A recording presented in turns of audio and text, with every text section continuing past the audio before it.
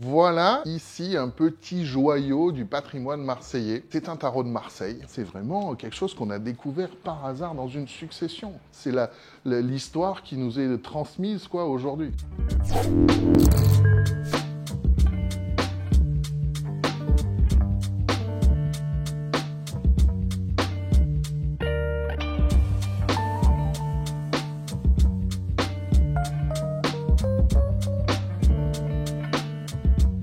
C'est vers 1620-30 que démarrent les cartes et les tarots à Marseille. Et on n'en trouvait pas de cette époque.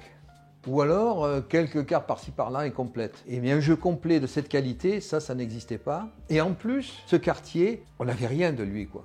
D'un coup, on voit apparaître ces 78 cartes et en très bon état.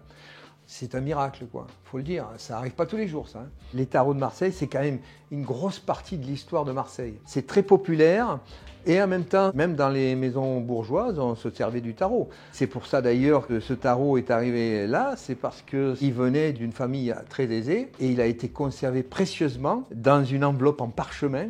C'est ce qui fait que les couleurs ont été préservées, entre autres. Ça n'a pas été un objet qui a beaucoup servi à jouer.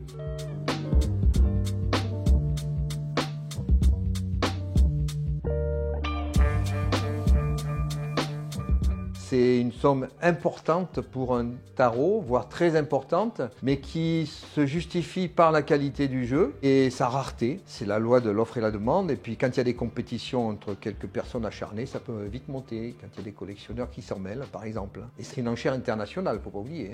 La particularité qu'il a, c'est qu'il y a le violet. C'est extrêmement rare de trouver des tarots avec des aplats de violet comme ça. Sur l'ermite, là vous avez un grand aplat de violet. Mon but, c'est de rendre les jeux tels qu'ils étaient quand ils ont été imprimés par la volonté du maître quartier. Donc je cherche à retrouver les couleurs initiales. C'est un jeu qui est d'une extrême beauté. De par les visages aussi, on peut voir des dessins très intéressants.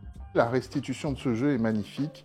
J'aime beaucoup aussi les cartes comme ça, le 2 de denier qui est la carte de signature en général du maître quartier. On peut y voir là le nom de Philippe Vachier.